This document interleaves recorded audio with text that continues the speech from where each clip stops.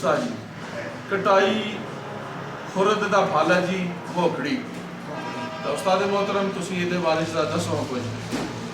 मैं दस्या तुहानूं कि इसदा सालन जिहड़ा है ना जी इंसान सोने वाला बनना है ना। जी इंसान अगर महीने च कद वारी खा लवे जी तो ਉਹਨੂੰ ਜਿਹੜਾ ਹੁੰਦਾ ਨਾ मतलब खंघ खांसी ये वो जी तकलीफ साफ कर छोड़ती है। ਇਹਦਾ ਫਾਇਦਾ है सही सालन यानी सही। महीने च एक कद वारी खा ये दमे वास्ते भी बहुत अच्छी चीज़ है, बड़ी अच्छी चीज़ है। बहुत अच्छी चीज़ है जी दमे वास्ते।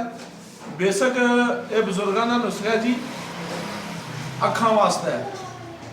मेरा छोटा बेटा जिहड़ा याम है ना ਉਹਦੇ ਅੱਜ ਦੀ ਕੁਝ ਤਕਰੀਬਨ 7 ਸਾਲ ਪਹਿਲਾਂ ਇਹ ਅੱਖਾਂ ਦੇ ਦਾਣੇ ਨੇ ਖਤਮ ਹੁੰਦੇ ਤਾਂ ਉਹ ਦਾਣੇ ਜਿਹੜੇ ਨੇ ਨਾ ਉਹ ਕਿਸੇ ਡਾਕਟਰ ਕੋਲ ਕੋਈ ਇਲਾਜ ਨਹੀਂ ਸੀ।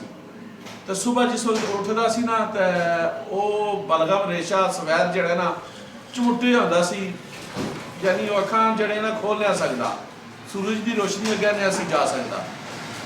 ਤੇ ਉਸ ਦੇ ਵਾਸਤੇ ਮੈਂ ਉਹਨਾਂ ਨੂੰ ਦੱਸਿਆ ਸੀ, ਮੈਂ ਕਿਹਾ ਵੀ ਇਹ फल है। मेरे बुजुर्ग और दादा साहब जड़े ने ना वो इन्होंने कीमे में भी बना के खाते रहे और छोटी मोटी बना के उहदे वास्ते भी खाते। जिन्होंने जिलद दी बीमारियां वन, खून खराब होवे, दाने निकलते वन, उन्होंने वास्ते बहुत बहुत मुअसर है। यानी खून नूं साफ कर छोड़ते हैं, जोड़ों के दर्द वास्ते बहुत ज़बरदस्त है, खांसी दमे वास्ते है, बलगम नूं खत्म करता है, बिल्कुल साफ कर छोड़ता है। इस्तेमाल का तरीका अखां का यह है, पहली तो गल यह है कि जिस बंदे ने इस्तेमाल करना है ना वो उन्हें ऑपरेशन ना कराया हो, जिन्हें ऑपरेशन कराया है वो इस्तेमाल ना करे, या कोई ऐसिया असास अखां वाला है वो भी बंदा इस्तेमाल ना करे, मिसाल तौर पर चिगा बगा इस्तेमाल ना करे।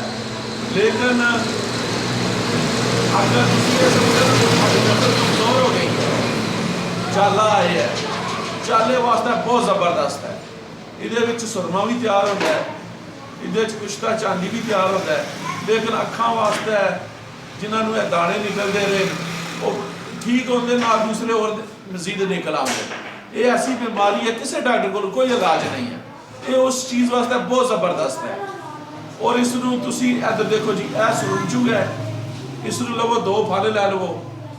मैं पानी की पहला तो ये दसना चाहना कि अखां नूं इनू जिस वक्त इस्तेमाल करना है ना, ये बाद पानी के छट्टे नहीं मारने, पर अख नूं यानी मलना नहीं है, इनू छेड़ना नहीं, अख नूं कोई ऐसा कोई जिहड़ा भाई हरकत नहीं करती कि मतलब तुसी पानी पाओ या अखां नूं मलदे रहो, क्योंकि अखर बहुत हसास चीज़ है और उस वक्त ये बहुत नरम हो जाता है, जिसकी वजह से ये बहुत मसला फिर बन जाता है। तुसी इनू जड़ा पा के छोड़ दो, अखां चों भी सोज जाएगी, एक बार तो बिल्कुल सोजन जी अंदर आ जाएगी, फिर आराम नाल बिल्कुल बैठ जाएगी। लेकिन कोई चीज़ नहीं, रात में तुसी सोते वक्त जो है अरके गुलाब असली जड़ा वो तुसी 2-2 3-3 कतरे पा के तुसी सो जाओ। सुबह तक तुसी देखो तो तुहाड़ियां अखां दी चाला शाला जे वो बिल्कुल साफ होएगा, मजीद अखां च बेहतरी होएगी। ये बड़ा जरासीम कश है, तुहाड़ियां अखां चों आंसू ऐसे तरह आवन यानी इन्हें जरासीम बिल्कुल धो के रख छोड़ दें, बिल्कुल खत्म कर छोड़ दी अखां चों जरासीम। यानी समझ लो कि अखां वास्ते ऐसा है कि जिन्होंने एलर्जी है ना, दाने निकलते, बहुत अच्छी चीज़ है, जिस मर्जी डॉक्टर को लगे जाओ। ये सन्यासी राज है, ये हर कोई बंदा नहीं जी दसता। अब देखो बिस्मिल्लाह पढ़ के 2 फल लवो, एक दे विच देखो खबो देता है, खबो देता है, खबो गया, इनू कट देता है, बिल्कुल बराए नाम जाए ना लगे, कुछ भी नहीं है। यानी इस फेंक दो, बिस्मिल्लाह पढ़ो, पा लिया। दूआ फल लैना ये कट लिया, ये दूई अखी बिस्मिल्लाह पा रखा पा लिया। थोड़ी देर बाद देखियो जी अखां दे विचों ना बिल्कुल उसने अपना काम करना शुरू कर दिता है।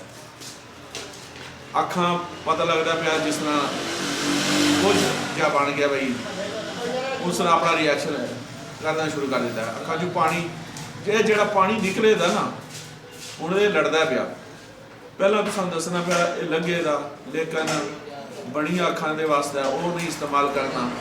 ਉਹਦੀ ਵਜ੍ਹਾ ਹੈ ਕਿ ਉਹ ਪਹਿਲੀ ਮਸੀਤ ਨੂੰ ਜਿਹੜਾ ਅਹਿਸਾਸ ਹੋ ਚੁੱਕੀਆਂ ਅੱਖਾਂ। ਇਹ ਅੱਖਾਂ 'ਚ ਇਸ ਤਰ੍ਹਾਂ ਬਿਲਕੁਲ ਜਰਾਸੀਮਾਂ ਨੂੰ ਜਿਹੜਾ ਨਾ ਬਿਲਕੁਲ ਖਤਮ ਕਰ ਦਿਆ। ਹਰ ਇੱਕ ਕਿਸਮ ਦਾ ਜਰਾਸੀਮ ਜਿਹੜਾ ਹੈ, ਔਰ ਇਸ ਨੇ ਇਹੋ ਜਿਹਾ ਅੱਖਾਂ ਨੂੰ ਸਾਫ਼ ਕਰਨਾ।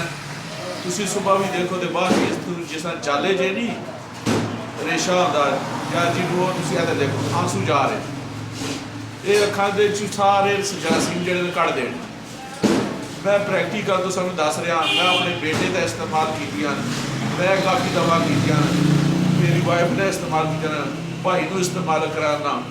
ਲੇਕਿਨ ਇਹ ਰਾਜ ਜਿਹੜਾ ਨਾ ਤੁਹਾਡੇ ਅੱਗੇ ਤਾਂ ਦੱਸਣਾ ਪਿਆ ਕਿ ਇਹ ਸਸਤੇ ਔਰ ਬਿਲਕੁਲ ਮੁਫਤ ਸਸਤੇ।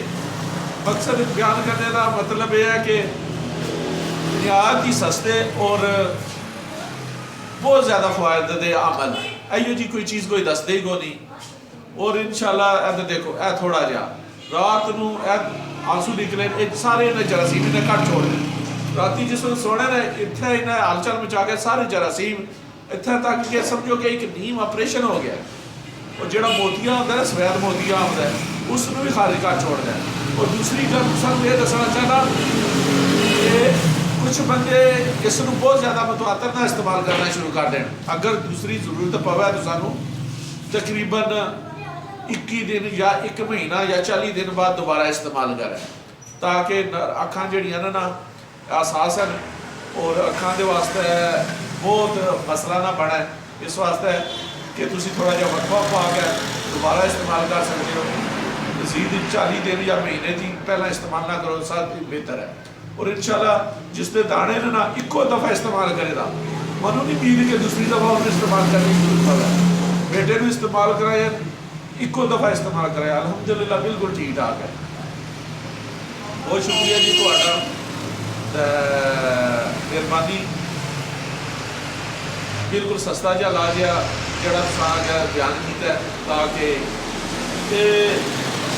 लोग जोड़े इतने इतने पैसे ये सुरमा तैयार कर सकते हो। पानी कढ़ के उन्होंने मगत्तर कर लो, फिल्टर कर लो, सुरमे वो डोब दो यानी वो तकरीबन खुशक हो जाए। फिर उस सुरमे को खरल कर दो, बहुत ज़बरदस्त सुरमा जो तैयार होगा। अच्छी तरीके खरल करके और उसमें सुरमे तैयार कर लो, तो जोड़ा अखां के अमराज की सारी उम्र वास्ते जान छुट जाएगी। और देर बाद तक देखो आया। ओके जी, बहुत शुक्रिया। अस्सलाम वालेकुम।